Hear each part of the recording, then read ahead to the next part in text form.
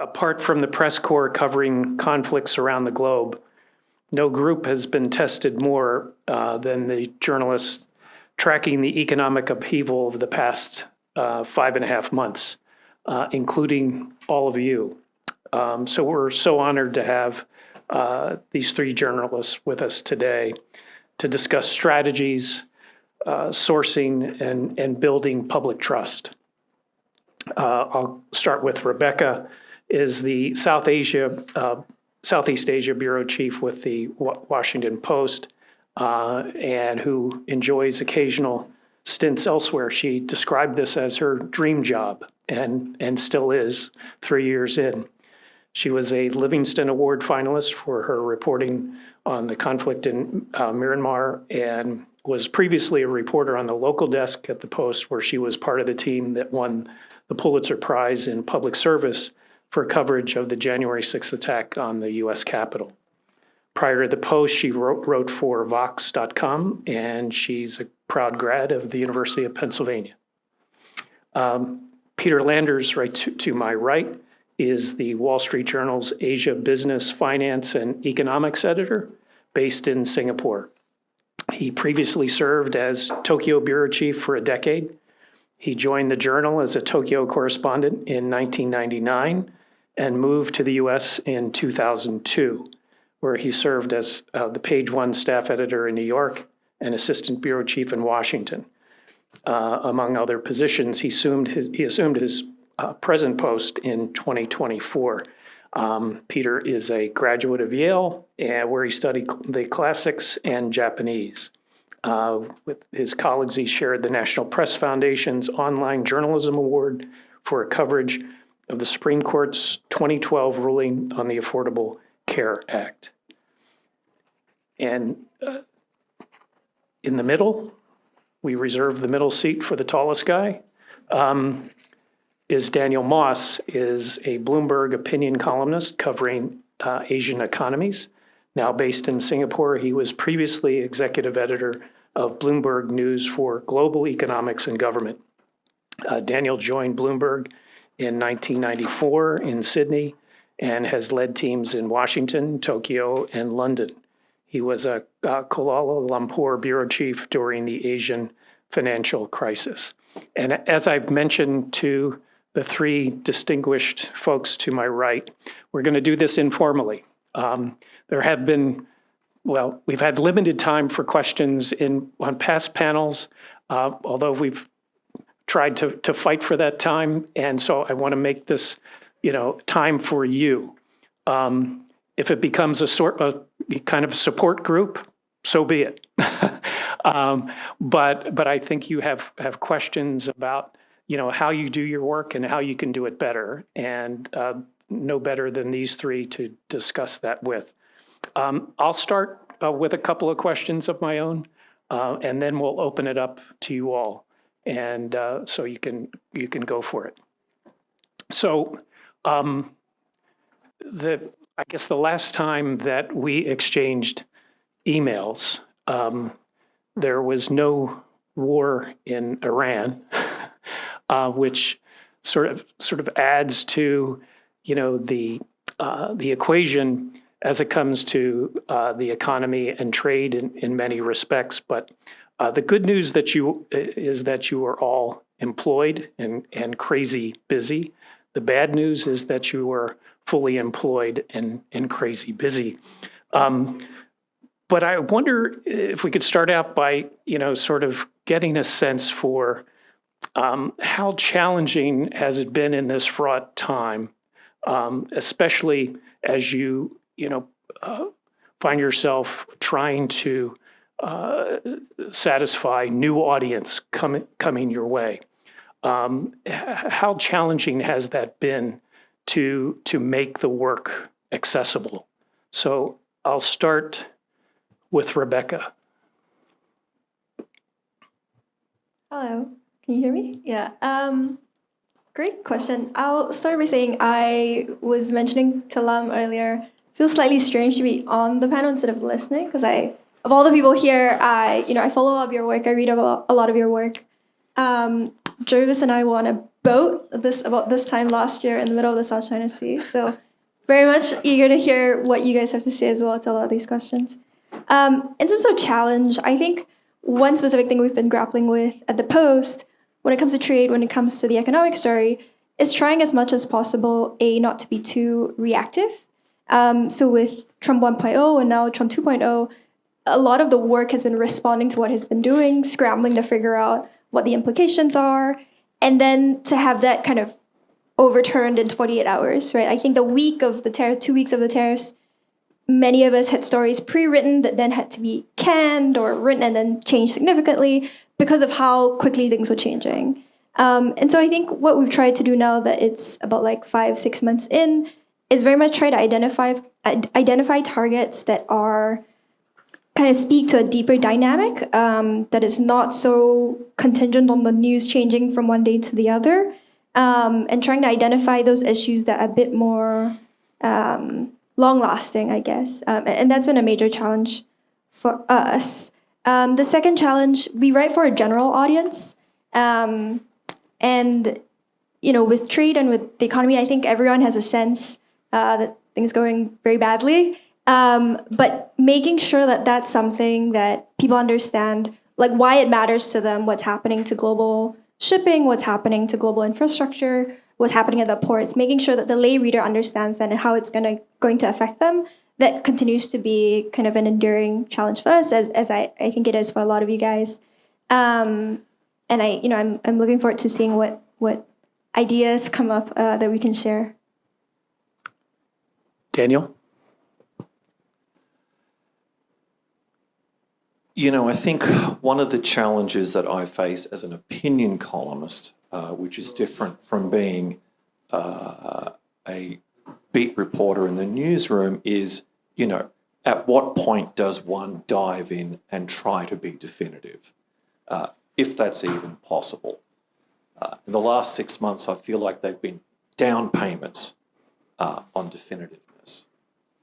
But Rebecca made a very good point. Look, you can't try to tackle everything. Everything's coming at you. By the way, that's partly the objective of the administration. Try to distinguish between the performative, and there's been plenty of that since January 20, and what is the underlying. When I was privileged to be here last year in what seemed like a far more benign era, I thought it was important to emphasize that protectionism didn't just begin with Donald Trump, and it didn't just begin in 2018 when the first tariffs were imposed upon China. This is something that's been building for a while. We look back on the Clinton years and to some extent the George W. Bush years as being, the heyday of globalization. Didn't always feel like that at the time. Anyone who was covering the World Trade Organization talks in Seattle in 1999 certainly didn't think that way. Bill Clinton campaigned using language about Japan, then the rising economic power. That wasn't too dissimilar in some respects from the way Trump campaigned against China in 2016. It's also important to remember that Barack Obama began the 2008 campaign as a NAFTA skeptic. So after a flurry of free trade deals in the Clinton years and the George W. Bush years, including a very important 2004 FTA between the US and Singapore, we then had what might be called a period of trade hesitancy before we had trade hostility. And if you go way, way back, tariffs were actually one of the few ways in the early stages of the American Civil War that the Union was able to finance itself. So one of the things I'm trying to inject as I try to ask people how they should think about this moment is, context, context, context. I can't tell the whole story. It's not remotely done I can try to use a little bit of history to, inform the moment where we are. Very good point. And Peter comes from a bit of a different perspective, right? As an editor, how are you directing your folks on this issue? I was just thinking, we have the correspondent and the columnist, and I 95% editing at the journal and watching over trade coverage as it affects Asia. And a challenge I see here, but really in every subject, is the dividing line between expertise and appealing to the average reader, as Rebecca said. And the more, especially on subjects, somewhat specialized subjects like trade, or we've been writing a lot about critical minerals or the magnets that China is restricting the export of. The good reporters really dive into the subject, and they get to know experts in the field, and are following the blow by blow of China has, for example, in the case of these rare earth magnets, China imposes a licensing system for exports. Then maybe it loosens it a little bit. Then maybe it tightens it, and the story has an ebb and flow. And as an editor, I think one of the big challenges for me is to strike at the right moments. I think, Rebecca mentioned that as well. And the reader, especially, most of our readers for the Wall Street Journal and our website are in the U.S., not all of them, but we have to think of them. We can't ignore them with their maybe 80 or 90% of the total readership. We have to think of typical U.S. readers and ask, is this development important enough to report? And again, speaking from the perspective of an editor, I don't want to discourage reporters from developing expertise and staying in touch with the sources and keeping track of the blow by blow. And so one doesn't want to disappoint people and say you're maybe it's even a scoop. An incremental advance. Your scoop is not good enough. It is good, but maybe it's not quite the right time. And I think people at the Wall Street Journal has changed its bar over the years. I think we have a higher bar now for saying what is the critical moment, the key story that American readers are really going to want to read, and what are the incremental developments, and also how can we build them over time so that it's not just wasted reporting, that the reporting produces something in the end. So balancing that and guiding our talented reporters who know a lot more about the subjects than I do is a big challenge for every story, but particularly for this trade war. One of the things that we're finding in DC increasingly, and I say increasingly in the past 5.5 months, is the reluctance of sources to speak on the record for fear of retaliation. We've seen it in the legal community, obviously, across DC, with the pressure being exerted on law firms. And I wonder to what extent, with the institutions that you cover, who are also under some pressure, maybe not the same type of pressure, and they are at a distance, but I wonder if you have encountered that same thing, and how difficult is it or not to get people to speak frankly and candidly about issues that are top of mind right now. I'll start with you, Peter. It seems to get harder every year. That's and I mean, not to pick on one company, but it was symbolized for me when briefly the Tesla automatic response to emails requesting comment was a poop emoji. I think people remember that. Okay, Elon Musk is sui generis. He's of his own kind. There's nobody no CEO quite like him, and he was it Twitter? I maybe forget whether it was Tesla or Twitter after he took over Twitter. Anyway, some company that was controlled by Elon Musk, and he is special among CEOs. But I think it does reflect a broader sort of mood among. I'm speaking especially about companies and especially about American companies these days, that it's okay not to engage with the press. We had a story about, was this a trade? Yeah, it was kind of a trade issue. It was about semiconductor trade. And I guess I can name the company. It was Texas Instruments, because you can see the story online. And we reached out many times for comment to, it was a story all about Texas Instruments. So the reporter reached out. I actually, I thought, is she not doing it right? I was a pretty arrogant editor. I was like, maybe she's not sending the email right. Let me get there and send the email, and I'm gonna, rouse these guys from their slumber and make them respond to the Wall Street Journal.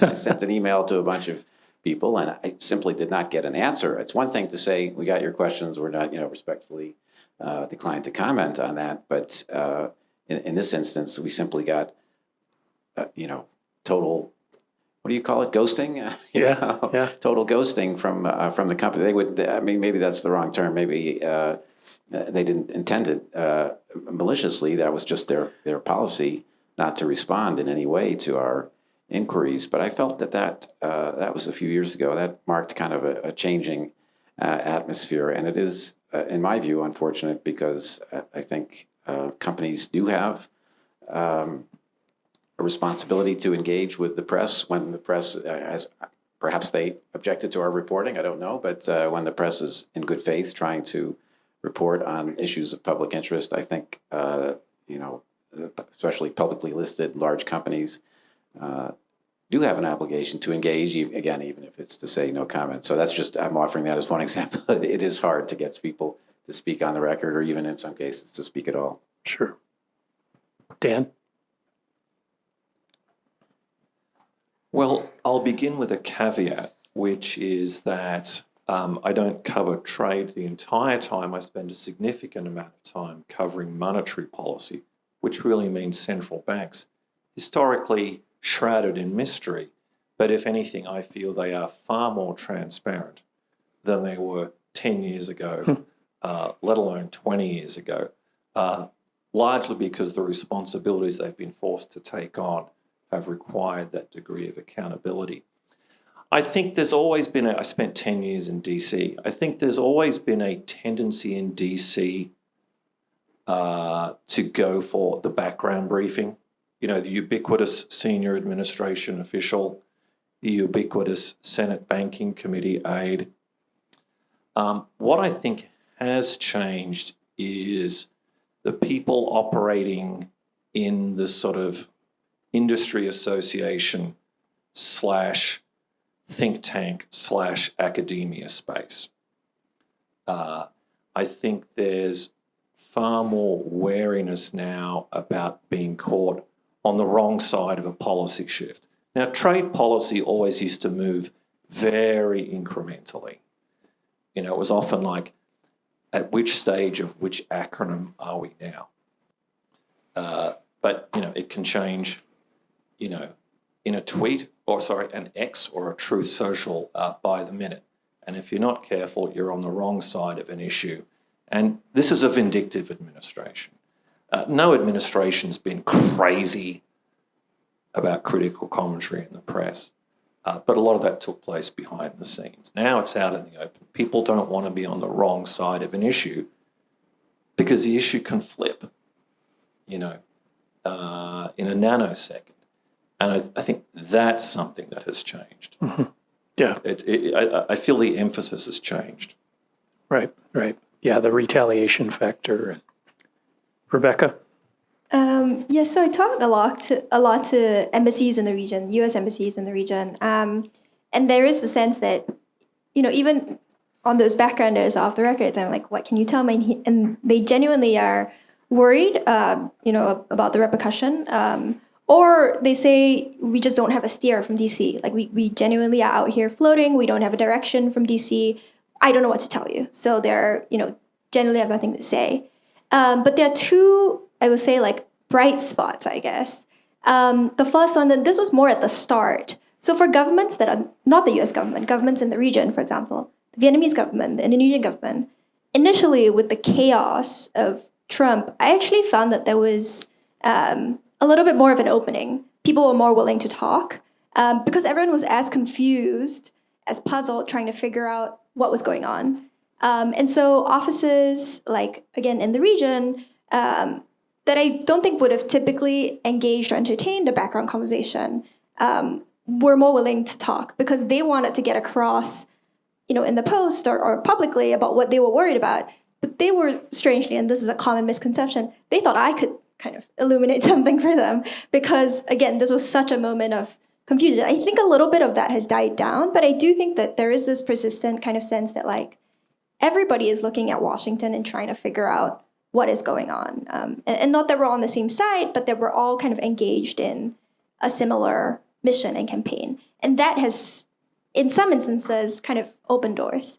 The second bright spot, I guess, is not bright for them, but the huge universe of US government employees that have been laid off, that have been sent home, a lot of them in very high-ranking offices, a lot of them with huge mandates just months ago to oversee trade policy, important policies to do with the economy, to do with national security. They're all laid off, a little bit grumpy at their former employer, and a lot more willing to talk. And so I think that has been another big resource. There's so many of that type of person in DC that, my colleagues in back in the US are like swimming in it. They can't respond to the number of people who want to talk to them about this. And I've actually found that to be quite a good resource if you're looking for someone who might be able to say something about, this particular aspect of trade policy or US economic policy. Go and look at the person who last had the job, see if they're still employed on LinkedIn, and if they're not, they might be more willing to tell you what's going on with the office right now. That's a very, very good point. I want to stop asking questions and turn it over to you all so you can get yours in. And we'll start in the back with Ravi. Can you help me? Thanks. Hi, this is Ravi from the Indian Express. So, these are challenges that perhaps every reporter here must be facing. As a reporter, your relationship these days have become very transactional with a lot of influencers on YouTube, Twitter. If a politician or a big, businessman has to convey something to the people, there are other ways that he can, evade that scrutiny of a reporter. So when you are dealing with that kind of a setup where newspapers perhaps have lost a little bit of leverage, how do you, keep that relationship going on where you get the right kind of news and you're not a medium to for their PR? How do you constantly do that on a regular basis? And my second question is, Wall Street Journal specifically does amazing work in the style of writing narrative nonfiction. What exactly do you do to sharpen that or improve, or how do you do that? How can I do that, or I guess I'll answer the second question. I'm not sure I have a good answer to your first question. But speaking about Wall Street Journal, and it's been a while. I was, 20 years ago, I was one of the many staff editors on what we then called Page One. Then we because we were digital first, we had to call it the enterprise section. But anyway, we still think of it as Page One. I pick one tip out of many, but what my boss at Page One, editor named Mike Miller, used to say is, chronology, the chronological form is quite often, more often than you think, your friend in those long form pieces. I think it's probably obvious to everyone in this room, but sometimes you think this story might be different, or of course you want to think about, how do I tell my long story? I have so much information, so many interviews collected now. How do I write it down? And what I've found as an editor is that especially the longer the piece gets, the more the chronology is the form that helps that guides readers along. And if you have a 2,000 word piece that isn't chronological, you have to think extra hard about why do I want to read on to the next scroll down? Or in the old days, it was to flip to the inside page. Today you keep scrolling. A 2,000 word story requires a lot of use of the finger. So to find out what happens next is often the best way to do that. And if that's not the way, then you have to have some other driving force. Anybody else want to address the first? Your first question was? About the transactional relationship that is developing. So in other words, how hard do we ask ourselves the question, are we being used? Is that Pretty much. is that a less varnished way of, yeah. Well, I mean, this is a perennial question. And I think, if you're knee-deep in the type of story that Peter just described, you do need to ask yourself that for sure. One of the sort of jagged-edged dynamics of the modern news industry, is the way it's become flattened. It used to be like the newspapers when they were predominantly in paper as opposed to being on an app. As what used to be quaintly called a wire service, as a wire service reporter, you knew you'd be first, and you were competing with about 4 or 5 other people in that space. And there really wasn't the time to seriously question the degree of manipulation. Official says X, boom, out it goes. President says Y, boom, out it goes. Legislator or central banker says Z, out it goes. I guess one question which people certainly have asked themselves within newsrooms is, are we just responding too much to the latest tweet? Which gets to one of the points Rebecca raised, which is like, what's the underlying and what's really new? And I wish I could tell you there was an easy answer. I wish it was as easy as saying, well, we just won't cover what this person says because these social media posts are just so brazenly manipulative and we suspect it may not be true, or we suspect it is incomplete at best. But you don't really have the option of not covering this person. When Trump ran for president the first time, there was always this constant sort of thing in the back of your mind. Why are we giving these tweets so much publicity? Why are we giving this so much publicity? But are you suddenly not going to cover a serious candidate for the presidency of the United States? It's often not that simple. It's shades of grey. And sometimes you've just got to rely on your judgment, but also critically the judgment of your colleagues and your editors. Sometimes it really does take a village. I'll add just one other thing. In terms of having to kind of jostle for access with people who are much more willing to be kinder to the subject, I can only speak for myself, but I think I've had to become much better at telling the story of what the Washington Post is. And I think for every individual, you kind of have to get familiar with what your publication represents and what it can bring, and use that as a way of convincing someone that they should spend their time with you.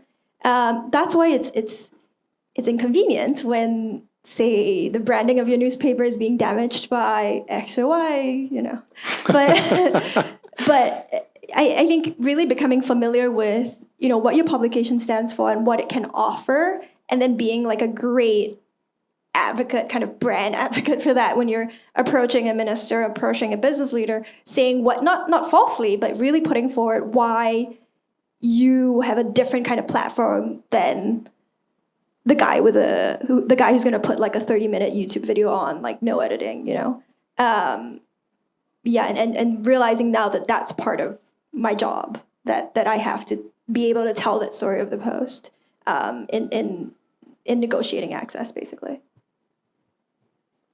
Hi, good afternoon. I'm Jervis from Manila.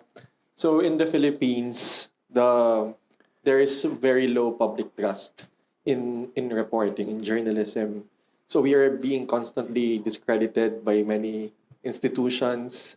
And yeah, related to the first question, we are competing for attention of our audiences, and that key opinion leaders are trying to invade the space that journalism used to occupy. So I just want to hear your thoughts about how do you navigate that kind of situation? Like, if you want to regain the trust of your readers, of your audiences.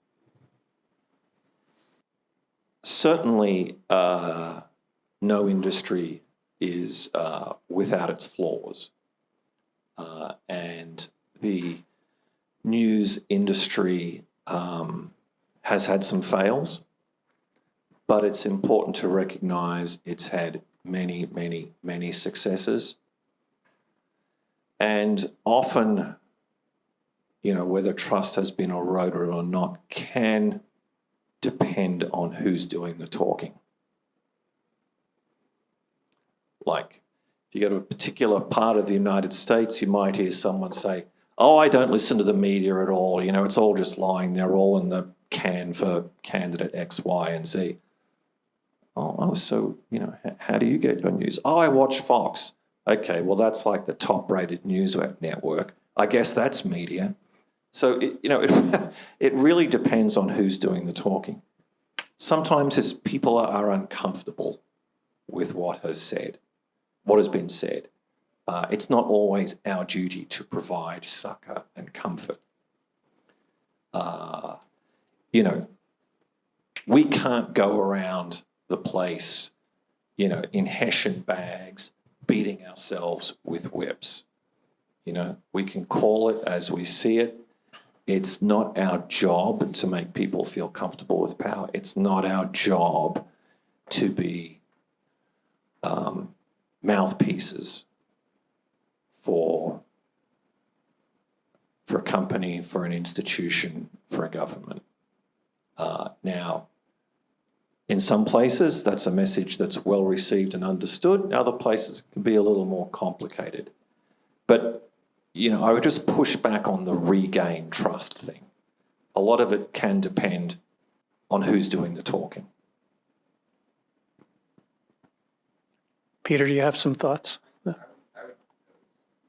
I would add, sort of echoing Rebecca, I think we do have to make the case for journalism or the publications that we represent as being different from, and maybe not alternative to, or something that you would watch in addition to the president's tweet or YouTube video by somebody who perhaps is a participant in the political process, or a company putting up some video. And I think it is a problem that none of us can individually solve, but perhaps collectively we can work towards gaining the understanding, especially of younger people, that it's fine to watch the president, to read the president's tweets, but you also want an objective perspective on what just happened, and you're not going to get the both sides of the story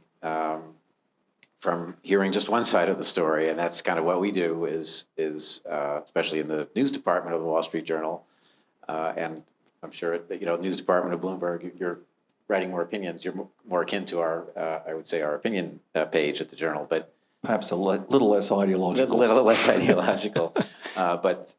So, and there's a role for both news and opinion. But speaking about news departments, that what we're doing is different from what you'll get anywhere else, and I think a lot of people still do see the value in that, and I hope understand that a world without any independent, objective news reporting that tries to unearth the facts, a world without any of that would be poorer. So perhaps you can make that case. I'm sure you already do. I'll address it just as from a reporter perspective. How do we regain public trust? It's a big issue. As a reporter, on the level of a reporter, you can't. That's my take.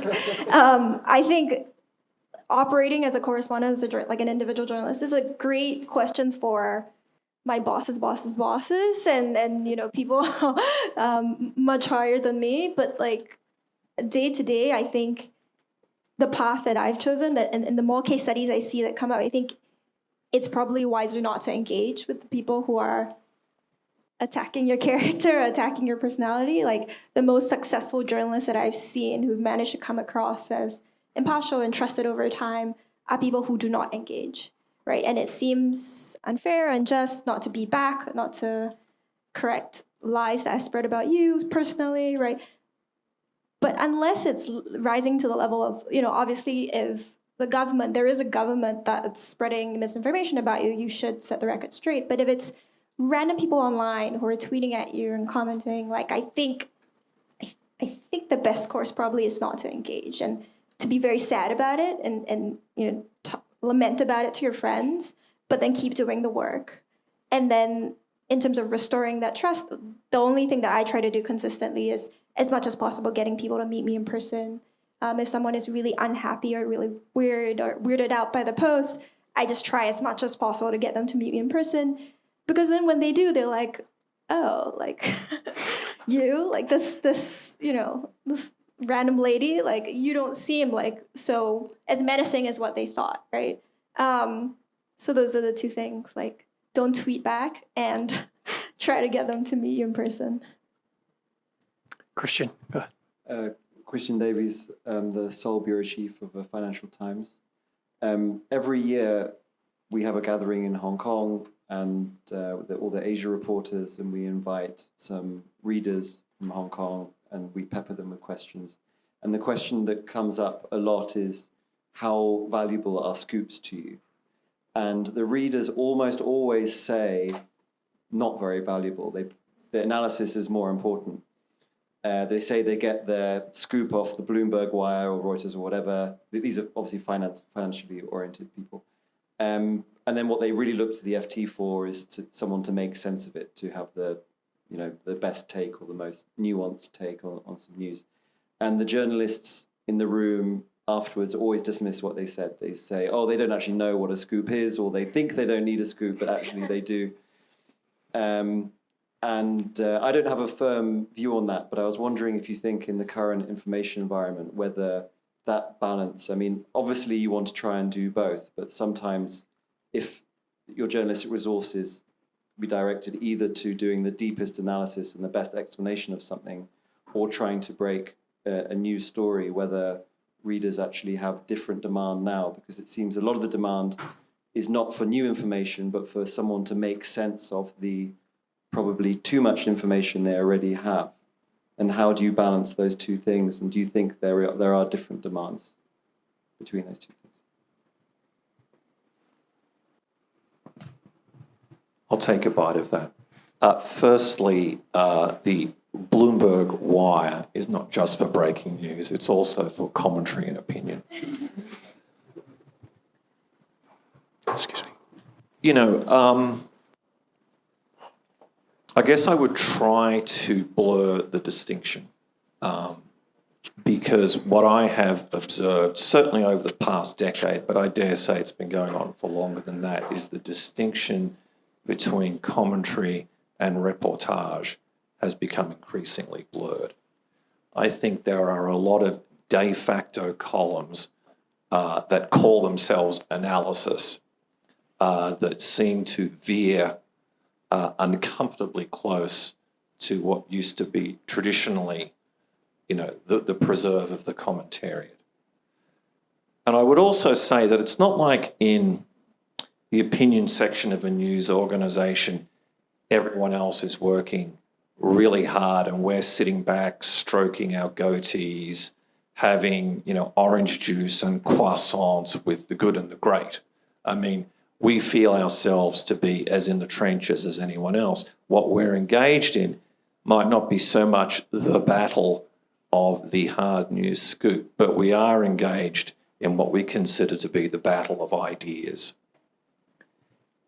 Who can be the first to synthesize this event in quite this way? We do take that very, very seriously. I guess I'm answering your question indirectly. I guess I would encourage, it's not either or. It's not black or white. It's not yes or no. I think the space between the two has become considerably compressed. You want to take a shot? Anybody else? Sure. At the Post, especially in DC, for my colleagues on politics and national, there's huge pressure to get scoops. I think our scoops are appreciated by readers in DC, at least, who can benefit from a scoop. But on the international desk, I think there's increasingly this view that there's a difference between scoops and investigations, like both of which reveal new information that wasn't known before. But a scoop, as we understand it, it was information that would be revealed eventually in 3 days or 4 days. So you're jumping them on sometimes a couple of days, a couple of weeks, maybe a couple of hours sometimes. But there's more and more an emphasis now on investigations, so that universe, I guess, of information that doesn't want to be revealed, that is being hidden and being concealed for specific reasons. And I think our editors are realizing that that's where value add can come, and that's where we can begin to move away from that reactive news cycle and try to create information that's going to help drive the cycle. Yes. Yeah. Not to say that I'm sure, not to say that my bosses wouldn't want me to produce scoops. I just, I think it's harder on the international desk anyways, but that more and more, I think we're thinking about what is the kind of information that can help drive a news cycle rather than respond to it. Yeah. Right here. Come on.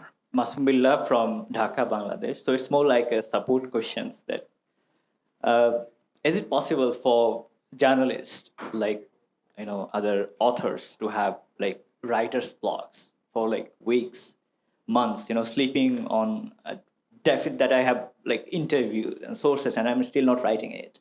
So is it really possible to have that sort of writer's block for journalists?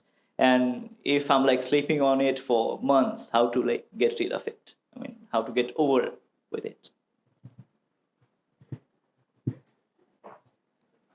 That's an editor's question.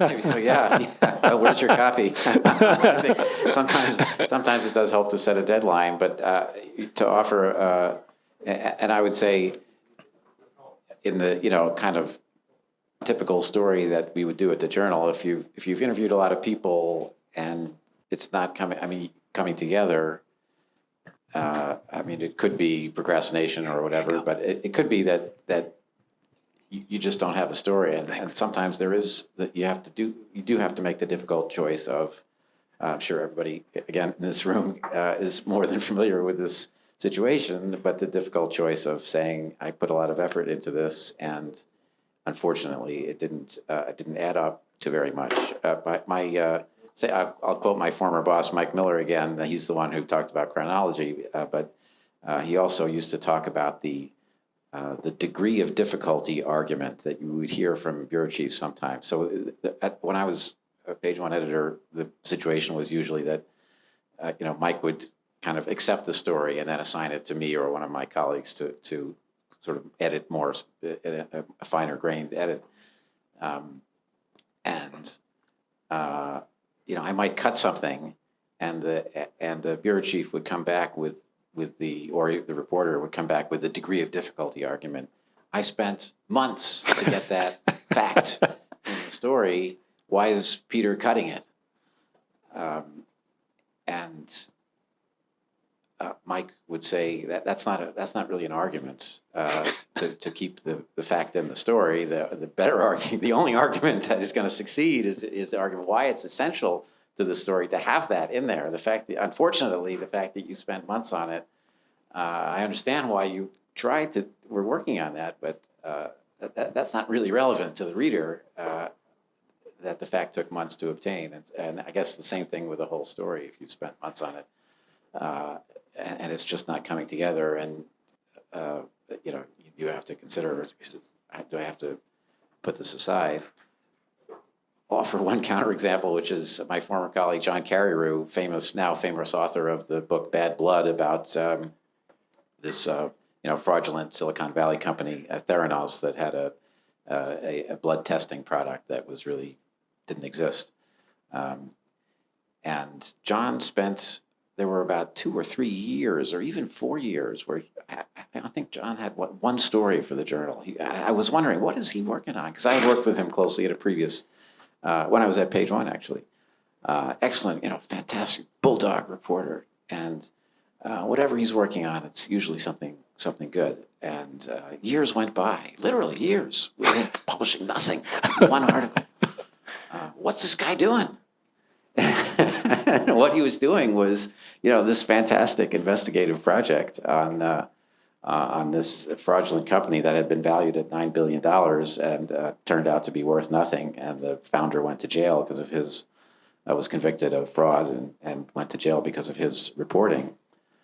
And even our own proprietor, Rupert Murdoch, had invested $100 million in that company and had lost it all, but was willing to see that article published, and not only one article, but a series of articles. So I guess you have to decide whether it's something that needs to be abandoned or was something worth spending another 3 years putting together.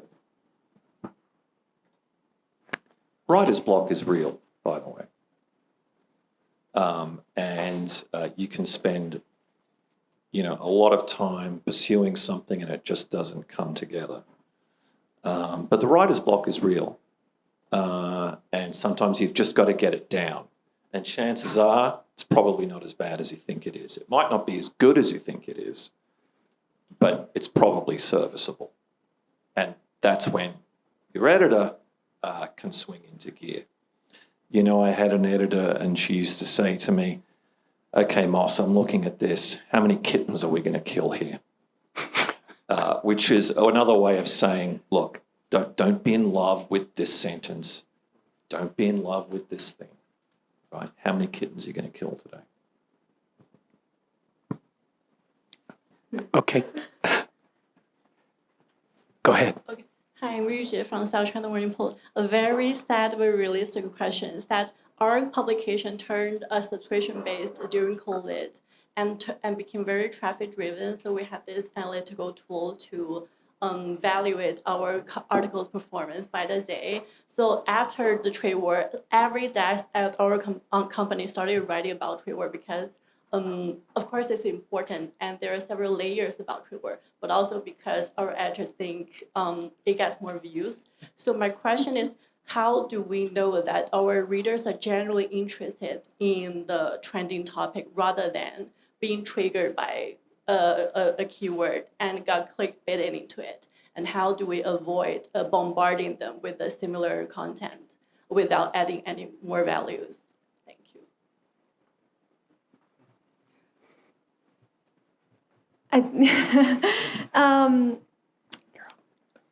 I guess I have two thoughts. One is I don't. This is my personal view, but like, and obviously there are different like models that exist, but like, the readers should read what we tell them to read, not the other way around. Not that we get to dictate what they're interested in, but like I don't know that it's so helpful to follow what they're interested in, because people are, broadly speaking, interested in a lot of random, boring, unimportant stuff. Because of social media and because of other things. So I don't know that responding so much to audience interest is the best editorial strategy. And then, the second thing, I guess, to revisit what I mentioned earlier, is like, oftentimes, like, we have to produce something that makes the reader interested, right? Like, I think if you have a sense that you're going to be like aggregating something that other outlets have already done, or that making a point that other outlets already have, then you have to seriously ask yourself, like, what is the utility of this story? And the utility of the story, if it's low, it's likely that it's not going to get a lot of readership anyway, right? Because they're just duplicates of the same thing. So figuring out what is new, either a new way of framing things, or really putting in the work, the issues that this can take some time and resource, putting into the work to find out what is unknown, and what does the reader currently not aware of, what is the public currently not aware of, and bringing that information into the light is like a stronger model for journalism. The issue, like I said, is that takes time and resource and may not be very profitable. In terms of like figuring out the perfect model for like what kind of news is going to be widely read and yet useful to society, I don't know. The Post is struggling. We don't. Our subscription numbers are down from what I hear. I'm fortunate enough in that like my editors have protected the reporters generally from that. We're not being asked to respond to that. But it's a big question that people need to figure out.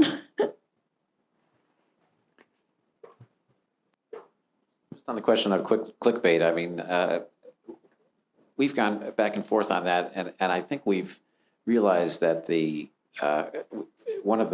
do have metrics and we do evaluate each story, not in a punitive way, but we do look at each story to see not only how many hits it got, but also what we call reader engagement. It seems to be just a proxy for how long people read the story relative to the length of the story. And we actually, under our current leadership, we do prioritize the engagement even more than the number of hits on the piece. And the reason is that I was sort of singled out for a little bit of criticism, although it wasn't my headline. When I was in Tokyo, we did a story about a Japanese ride-hailing app that was proving to be a successful competitor against Uber. And the headline, it was about this taxi, we called him the taxi prince, a head of a local taxi company who had developed an app that was more popular than Uber. And the headline was something like the taxi prince who's taking on Uber. And got a lot of hits because our mostly US readership probably incorrectly thought that we're going to tell you about an American taxi prince who is taking on Uber. And, as soon as you read the first 3 words of the story, you can tell, no, this is happening in Japan. And it seems like a lot of readers, as soon as they discovered the story was about Japan, they gave up and stopped reading it. So that was actually, it was an extreme case of a lot of hits and very low engagement. And we judged that to be a failure case. I mean, it was a fine story, nothing wrong with the journalism involved, et cetera. Just a failure, I would say, in writing the headline that we actually should have put Japan in the headline, even though knowing that knocks out 80% of the readers. But the 20% who stayed would read to the end because they wanted to know what's happening in Japan. And I think you do have to think long term, not about this one story. How can I get a lot of people to read this one story? Because then you could put, sex, drugs, and rock and roll in Singapore or something like that. People would click on it. But if they get disappointed time and again that they read clickbait headlines, especially the Wall Street Journal, and they keep clicking and the story always is a disappointment, then you've got a much bigger problem than modest readership on a particular story if people are satisfied with what they got. Rachel, go ahead. Hi, I'm Rachel from The Wire China. We talk a lot about how to process the external environment, but the media industry itself is very much facing a crisis. Washington Post is under pressure from Jeff Bezos. There's a lot of restructuring in Wall Street Journal. And I think in the room here, there are a lot of us that are from smaller outlets that have yet to figure out the business models. There's AI. Why read a long article when there's that 1-minute summary? My question is, what do you see as the value of what you do? How does that have to change when people are not willing to pay for it? And maybe on a more personal side, what makes you stay in journalism? Wow. That is a lot, but very very timely. I think everybody has to respond to that. Oh, pardon. I'll respond to that, but if you can give after hearing the three of us, I'd love to hear your answer too. I'm a big fan of The Wire China, and I do recognize that it's a challenge to start a publication like that and get enough readers to survive. So I'm curious to hear your answer. But yeah, I think there are. Everybody now charges for their product, or most people, everybody in this panel. You can maybe read a story or two for free, but basically it's a paid product. And so I think people have finally gotten used to paying for some. Maybe they need to be encouraged to pay for more products. And I do think the value is giving that independent voice. I mean, the challenges of journalism are greater, but it's still, like, in my opinion, a great job, and learning something every day. That's to me another former boss of mine when I was in Washington bureau chief, John Bussey, used to say it's like PhD program every day, and you can pick your to some extent you can pick your subject. You talk to experts. I saw somebody who left the journal recently saying the biggest loss was not you have the ability to, and it doesn't have to be the Wall Street Journal, even the Wire China. If you're talking to China specialists, they know the publication. The ability to call folks up and ask, hey, tell me about your specialty, and that's just the most fantastic thing that you lose, if you leave the business. So that's why I'm staying.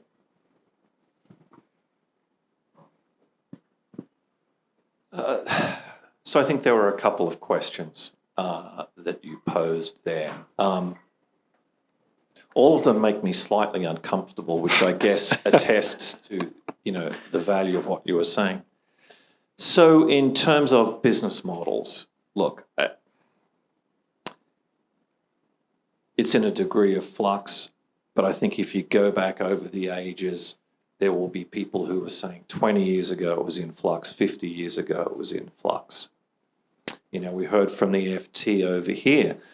That's a publication which in the course of its history has made much of its journey from what used to be a pamphlet for runners in the City of London to now something that aims for a still sophisticated audience, but a much broader audience than was the case. And still is seen as primarily a UK publication, but one which also has a significant global following. The disruption doesn't have to be all bad. Look, credible news outlets have come along just in the last 10 or 15 years.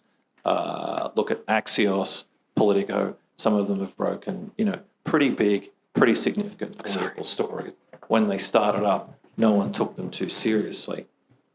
Look, when I joined Bloomberg in Sydney in 1994, no one took us particularly seriously either.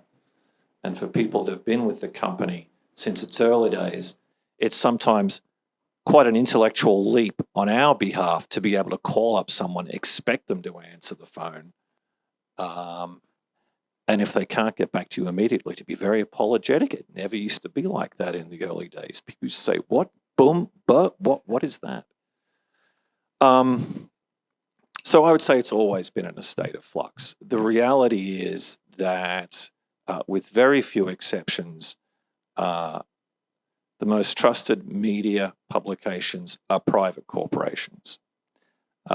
Even those that are state broadcasters that fulfill a national role by dint of legislation, many of them have lost the word commission from their title and they've become corp.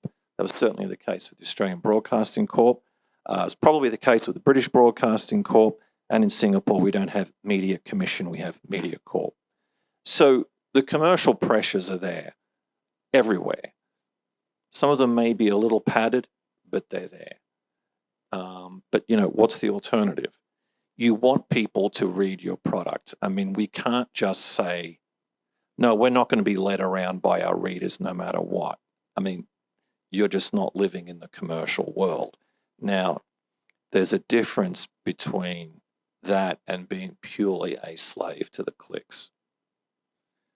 You know, look, you could spend weeks, months working on a story, developing a theme that you think it's important. It's been through 6 drafts, 3 edits, and it's good to go, scheduled for publication on, say, a Monday morning.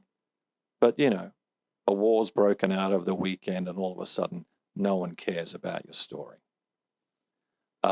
Does that mean it was not worthwhile? Absolutely not. Does that mean it won't resonate as a slow burn? Absolutely not. But what's the alternative? I mean, I'm just going to ignore something. Just because somebody did something else over here, does that make the work that's gone into this and the people who've put their faith in me by talking to me, does that mean they no longer have agency? No, I don't think so. It's tough and there's no right answer. That's probably unsatisfying. Now, what keeps me in it? Just the chance one day to be present at a defining point in history and to be able to write at least a draft of that. On AI, I have some friends who are very, the AI evangelists. My response to them has kind of become a template, which is for as long as AI is not able to extract a secret out of someone and then go and corroborate it independently with other sources, I think my job is okay. I think unless AI has the ability to expose a local official for, sleeping with an underage girl, like, I think that journalists, like police, like investigators, like, these jobs are okay. In terms of why I keep doing it, I think the big answer for me is that it's very fun and it's very meaningful. It's fun. I get to go out on boats with Jervis in the middle of nowhere. I get to go to the jungle and hang out with militias. Like, there are very few jobs that allow that. I think the more meaningful, I guess, response is the prospect of impact, particularly at a newspaper, but of course also at a journal or at a magazine. Anything you write, if it runs that day, there's a possibility there will be a response by the next day. And that ability to influence policy, to influence what's going to happen the next day, I think it's very far and few between. You can have very extremely smart people who are doing research for governments, for private institutions. They come up with, an incredible paper that stays within the organization and never sees the light of day. Whereas we all write for the public in some sense, right? And what we write has the ability to shape public opinion and public policy. And that, I think, as a vocation, that ability for immediate and potentially significant impact is very compelling. Can I ask briefly for your own answer about that? I'm sorry? I'll tell you in a bit. Okay, wonderful. But you can't duck it. Hi, I'm Soo Hyang from Bloomberg. I cover Korea economy and government. I just started expanding my coverage to include tariff, trade, and economy. So I just wanted to pick your brain here. If there is any topic that you think is not covered enough, or if there is any topic that we can talk about, if you want any stories you would like to read with strong on-the-ground reporting, could you tell us about that when it comes to trade issues or...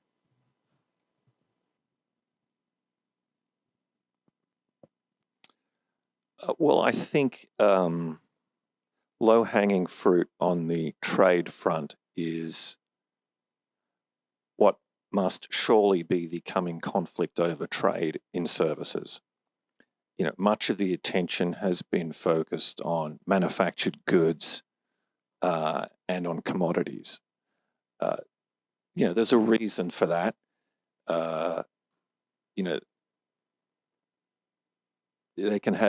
People can see them, people can touch them. The imagery of being seen to do something about that can have an irresistible political pull. Services, a little tougher to sort of wrap your hand around. It could be anything from people at an outsourcing place in the Philippines analyzing a home appraisal in Maryland, or a radiological report from Frankfurt, or it could be just something going on in the digital space. The fastest growing area of global trade is trade in services. And thus far, it has not been as much of a battleground as the stuff that factories churn out, or the stuff we dig out of the ground. But that could change. I would think about keeping your eye on that. Yeah, I have a follow-up question. I'm Shreya from Business Standard newspaper in India. So you mentioned about services trade, and yesterday also there was a similar discussion where we were talking about services trade as large. So in India particularly, we have seen a major challenge with respect to collation of services trade data. So do we also see a similar challenge globally? Because in India, it's published by the central bank. It comes with a lag of 2 months, and collation increasingly, government has been trying to look at ways where data can be more robust. We can get country-wise data. I mean, it's not as robust as the merchandise trade data is. So would love to get your views on this. I don't have a strong view on India's data, but I do think sometimes what is measured better gets reported more, as you say, and with respect to goods and services. And that everybody faces globally, or is it a very country specific? the one example that comes to mind is, and I refer to the U.S. Census Bureau monthly reports quite often to see what the U.S. trade data. And if you look at that, I haven't, even when I was in D.C., I wasn't covering trade numbers specifically. But anyway, the report is much more robust when it comes to measuring trade deficits and goods. So if I want to, maybe it's buried in there, or maybe our DC reporter would tell me I needed to refer to a different report. But anyway, the sort of flagship report of the Census Bureau can tell you what the trade deficit between China and the US, or India and the US, in goods is, but services number is not in there. And so I think it is a lapse, not only for reporting, as you suggested, or an area where less reporting has been done, but also an area where less data collection has been done, and that probably needs some improvement. Well, unless you wanted to give it a go. I have nothing to add to that general point, other than maybe just a suggestion. This might be one area where private sector data carries the water, rather than something from the Statistics Office, or in your case, the RBI. Well, I want to thank the panel for taking time during this incredibly busy stretch for sharing part of the afternoon with us. So please join me in thanking this great panel.